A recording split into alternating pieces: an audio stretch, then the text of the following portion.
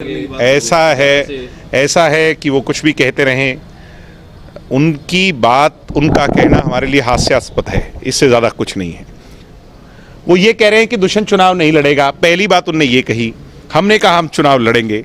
उनने कहा लिखित तौर पे दो, मैंने लिखित तौर पर थमा दिया। दुष्यंत तैयारी कर रहे हैं।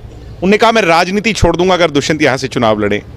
जो अपनी बात पर नहीं टिकता उसको बिन पैंदी का लोटा कहते हैं। तो अब मैं क्या कहूँ उनके बारे में। वो मेरे आदरणीय हैं, मेरे दादा योग्य हैं, मेरे दादा के समान उम्र के हैं, मगर वो अपनी बात पे ही नहीं टिक रहे, तो मैं क्या कहूँ।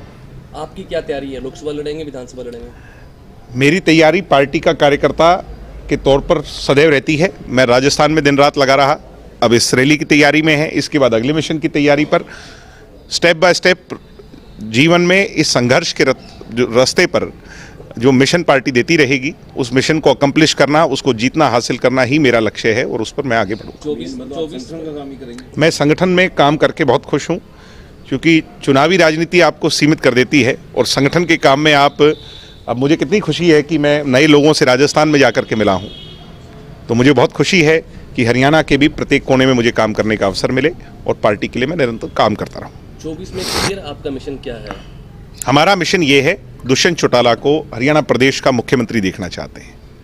ऊपर नरेंद्र मोदी जी को देखना चाहते हैं, नीचे दुष्यंत चौटाला को देखना चाहते हैं। दुष्यंत चौटाला पर आज 4.25 साल में एक भी आरोप नहीं है, और जो आरोप लगाने वाले थे उनको पसीने आ गए जब मैंने एक बात पूछी थी चंडीगढ़ के अंदर प्रेस वार्ता कर करके कि कोई एक सबूत तो दें। उस दिन के बाद ऐसा लगता है इन सभी लोगों को, चाहे वो इनेलो वाले हों, कांग्रेस वाले हों या कुछ और लोग हों, उनको सांप सा सूंघ गया। किसी की जबान नहीं निकल रही, कोई ये नहीं बता रहा कि हम इसको प्रूव कैसे करें। दूध का दूध, पानी का पानी हो गया। इसलिए दुष्यंत चौटाला हरियाणा का कल है। ये जितने लोग हैं जो सीएम की रेस में आज हैं, ये 65-70 प्लस हैं। एक और चुनाव और इनकी पेंशन तय।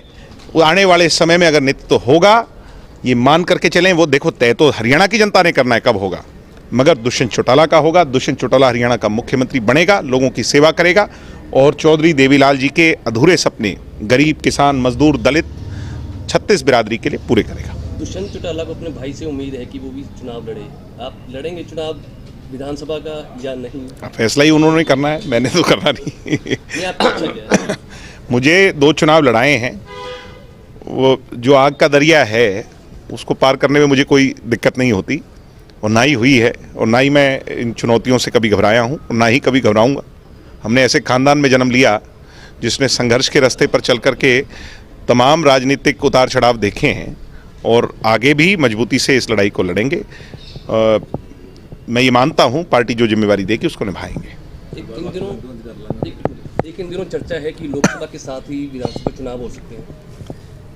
ऐसी कोई चर्चा हमारे पास तो नहीं है, मगर जिनके पास, अगर आपके पास कोई और कॉन्क्रीट सोर्स है तो उसका मुझे नहीं पता। मगर मुख्यमंत्री इशारा कर चुके हैं। मुख्यमंत्री चाहें तो कुछ भी कर सकते हैं।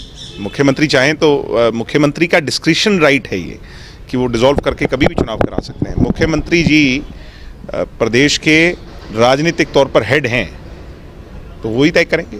आपकी निजी राय क्या है, होने चाहिए या नहीं? अगर सरकार 5 साल के लिए बनी है तो वो अभी उसका 60-70% काम पूरा हुआ है।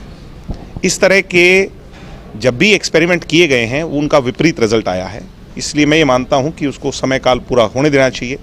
जनता हरियाणा का फैसला हरियाणा के समय पर करे, बाकी ये मुख्यमंत्री जी की और सरकार में बैठे लोगों की राय है। स्थापना दिवस को लेकर क्या कुछ तैयारियां हैं, क्या विशेष होगा इस बार? स्थापना दिवस हम पहले 9 को मनाते थे, 9 को हमारा स्थापना दिवस।